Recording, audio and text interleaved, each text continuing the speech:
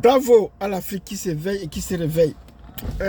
C'est toujours un plaisir de venir partager les informations ici avec vous, avec les uns et les autres. C'est vous qui faites cette chaîne. Et sans vous, nous ne serons pas.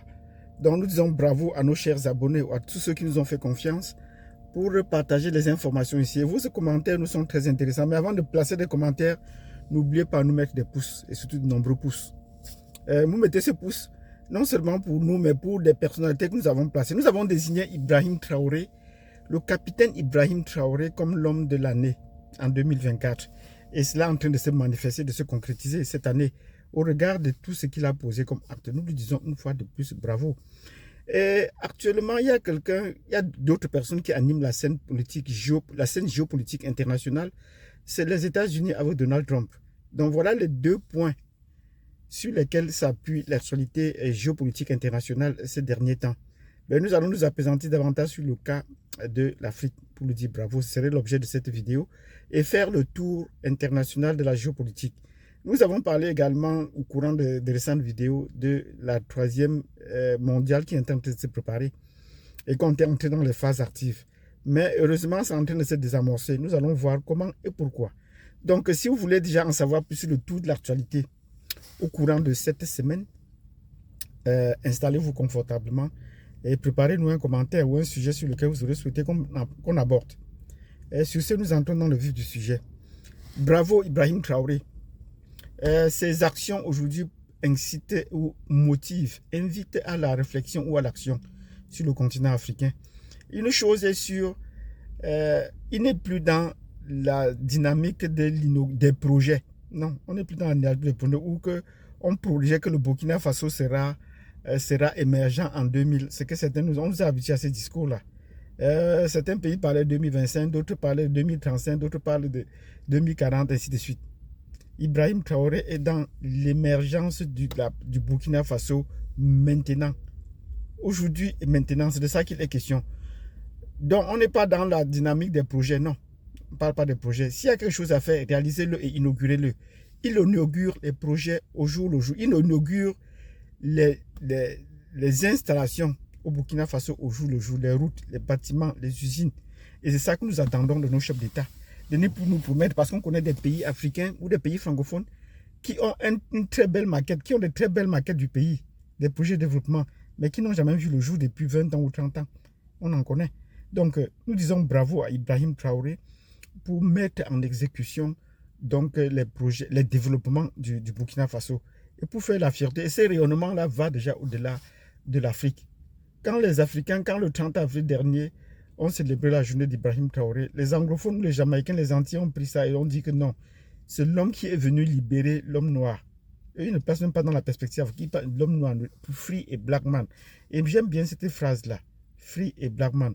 Et quand il qualifie Ibrahim Traoré de Ibrahim Traoré, de Great Ibrahim Traoré, et que nous avons traduit en Ibrahim Traoré le Grand, désormais c'est comme ça qu'on va l'appeler.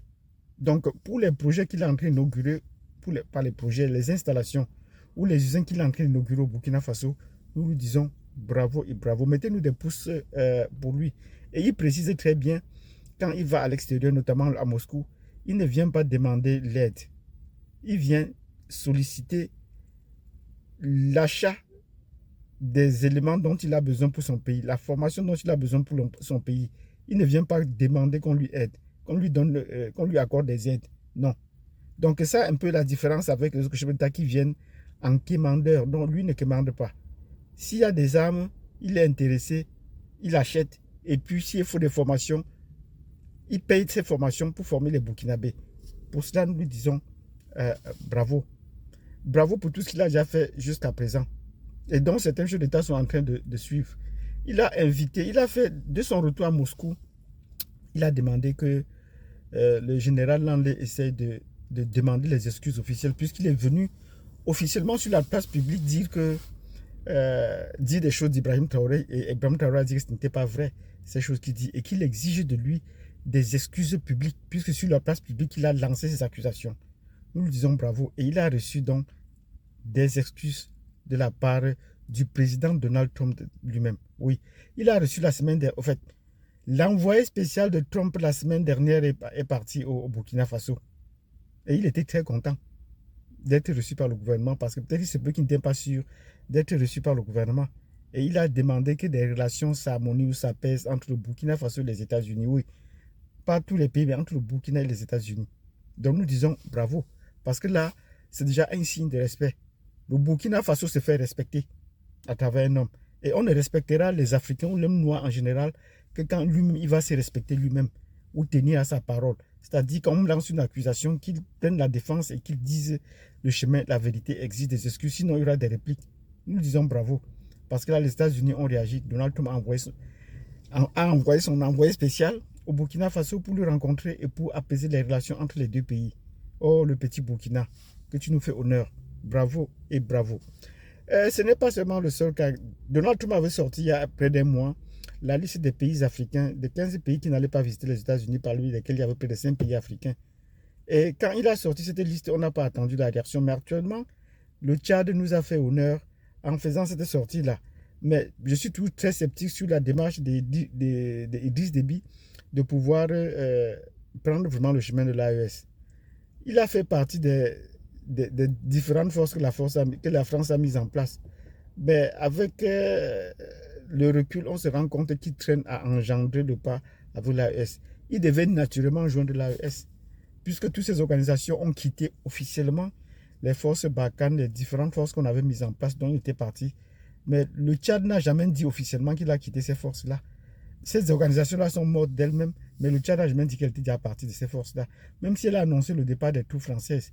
Ben, on sait qu'avec près de 1000 soldats français au Tchad, le départ ne peut pas se faire aussi comme ça en catimini. Ben, on a annoncé le départ, une base est partie, ben, depuis tout est resté pareil. Donc, où est-ce qu'on en est avec le départ des Français? La semaine dernière également, Sonko a encore annoncé qu'il ne voudrait plus de troupes étrangères sur le sol sénégalais. Aucune troupe. Mais il n'a pas précisé. On lui a dit bravo pour cela. Moi, je lui dis bravo. Mais on attend la mise en œuvre ou la mise en exécution de tout ce qu'on est en train de dire là. Parce que là, encore, les Français vont traîner pendant longtemps. Les Français sont là depuis pour le cas du Sénégal. Et je le dis, l'armée française au Sénégal depuis le 19e siècle. Oui, depuis le 19e siècle. Donc depuis 1890, quelque chose comme ça, ils sont là. Et ils sont arrivés à la faveur de la guerre napoléonienne, pour les gens qui ne se rappellent pas, parce qu'ils venaient dans la suite du roi de France qui s'est réfugié après la guerre napoléonienne. Donc ce n'est pas d'un tour de bras qu'on va dire que les Français vont partir, ils vont partir. Sonko l'a réitéré, nous lui disons bravo, nous t'aimons bien, mais il faudrait bien qu'on passe à l'exécution et que les armées étrangères, même sans les citer, on sait que c'est la France essentiellement, quittent le sol sénégalais. Nous lui disons bravo, bravo pour cela. Donc, si vous avez aimé cette vidéo, si vous avez un commentaire à faire, n'hésitez pas à nous les placer, ces commentaires. Ça nous fera toujours plaisir de revenir sur ces commentaires et d'en parler à vive voix sur des sujets qui nous traversent la tête. Donc, bravo à ces pays africains qui se réveillent et qui sont en train de comprendre que le contexte géopolitique est d'abord à déblayer avant d'entrer dans les actions. Nous avons cité dans la foulée le cas de la présidente namibienne qui réplique maintenant œil pour œil, dent pour dent aux autorités occidentales. Oui, on ne pensait pas qu'Idriss Déby pouvait répondre de façon cinglante comme ça aux États-Unis. Ben, il a fait. Bon, nous disons bravo pour cela, mais nous attendons voir cela dans les faits. Mais il devait plutôt, en fait, nous pensons qu'il serait souhaitable qu'on cesse d'entrer dans ces joutes oratoires avec les Occidentaux. Oui, ce débat est terminé, comme le disait le ministre Diop du Mali. On a tourné la page des débats parce qu'ils ont fait ça. Il faut qu'on aille de l'avant. Quels sont les projets que Idriss Déby est en train de mettre en avant? Quelles sont les exécutions, les plans qu'il est en train de faire? Le projet de Bituma, des enclavements du pays, de la résorption de la famine, de la pauvreté, c'est ça qu'on attend. Comme est en train de faire le Niger, nous disons bravo. Le Niger a commencé par mettre en place des usines, des armes pour fabriquer leurs propres armes pour sa sécurité. Nous le disons également bravo au Niger, au général Tiani. Petit à petit, les choses vont se mettre en place. Et des exemples sont déjà sur place où il faut les copier sans plus chercher à aller à l'extérieur. Sur ce, nous allons nager sur le plan international avec le président américain Donald Trump qui continue de faire couler beaucoup d'encre de salive. Il a reçu ces derniers jours le cas qui m'a le plus frappé, le premier ministre allemand, et qui est venu lui rappeler qu'il était d'origine allemande après tout, parce qu'il est venu lui montrer l'acte de naissance du grand-père de Trump, Nous disons bravo pour cela, de lui rappeler ça. Ben, il n'est plus allemand. Il faut qu'il se comprenne, il n'est plus allemand. Eux-mêmes, ils ont fabriqué la nationalité américaine. Ils sont des immigrants aux États-Unis. Ben, voilà. Donc, s'il s'attaque aux immigrants, il faut que lui-même comprenne qu'il est un immigrant. Hormis les Indiens d'Amérique qu'on a trouvés sur place depuis le millénaire. Et même ces Indiens, on veut trouver des Noirs déjà sur place. Ils sont arrangés pour les éliminer. Donc, nous leur disons bravo. Si on peut lui rappeler au moins qu'il est aussi un immigrant aux États-Unis, c'est une bonne chose. Les États-Unis, c'est une terre d'immigration. C'est la terre des immigrants et il faut qu'on s'en rappelle. Pourquoi est-ce qu'on parle de l'immigration? Je parle d'immigration dans ce sens. Parce que la citoyenneté ou la situation d'Elon Musk est maintenant en question. Et il y a des conseillers stratégiques de Trump qui ont parlé de pouvoir le rapatrier dans son pays d'origine. Ici, son pays d'origine est un peu très loin.